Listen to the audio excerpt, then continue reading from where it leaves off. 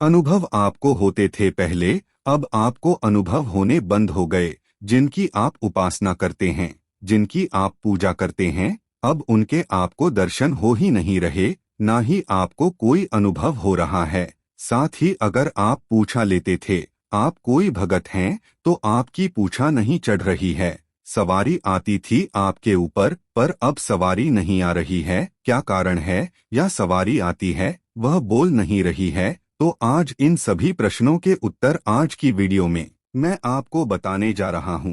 इसलिए वीडियो को ध्यान से सुनना, बारीकी से, ताकि आपको एक एक चीज समझ में आए। साथ ही हमारे चैनल से जुड़ने के लिए चैनल को सब्सक्राइब करें, बेल आइकन को दबाना। इसमें आपको कोई पैसा नहीं लगता। आपके पूछा का ना आना, अनुभव बंद हो जाना और दर्शन आपको ना होना, यह बहुत से ऐसे कारण होते हैं जो बताते हैं कि दिव्य शक्तियां जिनकी आप उपासना करते हैं, किसी कारण वह आपसे नाराज हो गई है। कोई ना कोई ऐसा कारण होगा जिससे वो नाराज है, और आपने ऐसी कोई गलती जरूर की होगी जिस गलती के कारण उनकी सवारी नहीं आ रही है, और आ रही है तो बोल नहीं रही है, या अनुभव नहीं हो रहे आपको, या वो पूछा दे नहीं पा रही। बहुत से भक्तों के साथ ऐसा होता है, और जिनको यह पता है कि यह क्यों हो रहा है, तो वह अपनी गलतियों को सुधारते हैं। और जिनको नहीं पता होता, फिर वह उल्टा सीधा लोगों को पूछा देते हैं, और खुद सवारी आती नहीं है, पर खुद आडंबर करते हैं। तो आज की वीडियो में मैं आपको बताऊंगा उन गलतियों के बारे में, जिन गलतियों के कारण से आपके ना पूछ चढ़ती है, ना आपको दर्शन होते हैं, और आपका दीपक बार बार बुझ जाता है, आपके अनुभव बंद हो जाते हैं। कौन कौन से ऐसे कारण हैं? ऐसे 5 कारणों के बारे में बता रहा हूं, वीडियो को ध्यान से सुनना, बारीकी से समझ में आए। ताकि सबसे पहला, जब आप पूजा करते रहते हैं, तो हम सबको पता है कि पवित्र रहकर पूजा करनी चाहिए। और पवित्रता किन किन चीजों में होनी चाहिए, पहले वो आप सुन लीजिए। वस्त्रों में आपकी पवित्रता होनी चाहिए, यानी जो कपड़े आप पहन रहे हैं, पूजा पाठ करें तो साफ सुथरे कपड़े होने चाहिए। नहा धोकर अच्छी तरीके से तब जाकर पूजा पाठ करें, यह पवित्रता। आपके दिमाग में किसी के प्रति नकारात्मक विचार ना हो, आपके दिमाग में अश्लील विचार ना चल रहे हो, यह अपवित्रता की निशानी है।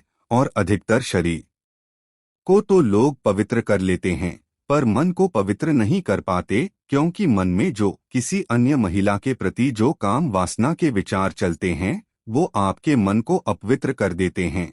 जिसके कारण क्या होता है कि जब देवता की आप पूजा करने जाते हैं, क्योंकि देवता की पूजा मन से करते हैं, और मन आपका अपवित्र है, तो कैसे उनकी कृपा मिले? तो सबसे पहला कारण होता है, अपवित्र होकर कभी पूजा ना करें। अपवित्रता में शुद्ध नहा धोकर, पवित्र कपड़े पहनकर, साफ सुथरे और तन और मन से पवित्र रहकर ही पूजा करें। दूसरा कारण होता है, नियमों का पालन ना करना। नियम होते हैं पूजा के, जैसे तामसिक चीजों को खाना, या बालाजी की सेवा में जैसे होते हैं प्याज लहसुन भी ना खाना। इस प्रकार के नियम होते हैं। तो कई अलग अलग देवी देवताओं में कुछ नियम बढ़ भी जाते हैं, घट भी जाते हैं। बाकी तामसिक चीजों का सेवन ना करना, यह सभी देवताओं का एक नियम है।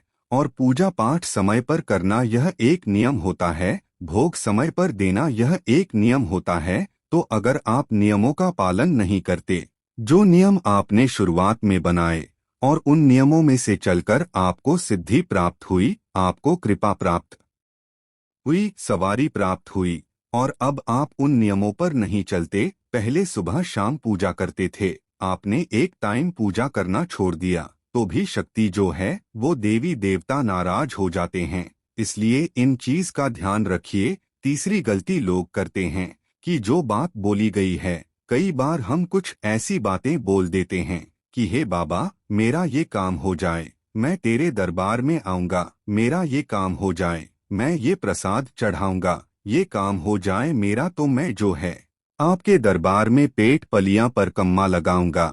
इस प्रकार से कुछ चीजें बोल देते हैं। शादी ब्याह की बोल देते हैं।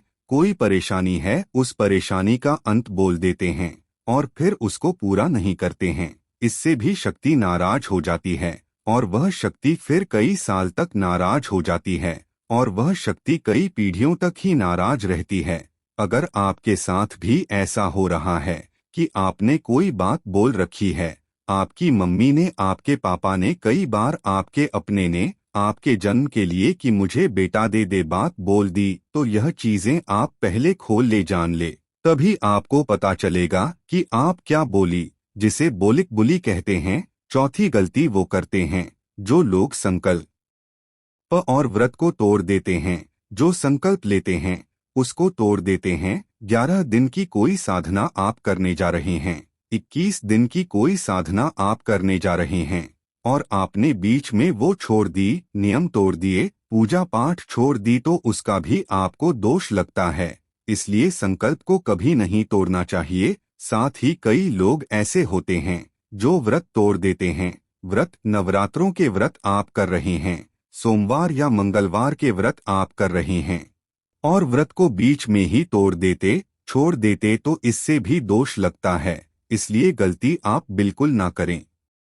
और पांचवी गलती, वह गलती होती है भोग समय पर ना देना, भोग ही ना देना। कोई भी शक्ति भोग से चलती है, तृप्त होती है, वह भोग से तृप्त होती है। जितनी भी योनियां है, भोग से वो तृप्त होती है। तो भगवान को भोग लगाना बहुत आवश्यक होता है। जिस शक्ति की आप उपासना कर रहे हैं उनका समय पर भोग जरूर देना चाहिए। जैसे सोमवार बाबा भोलेनाथ का वार है, तो मैं भगवान शिवशंकर भोलेनाथ को सोमवार का भोग दूं।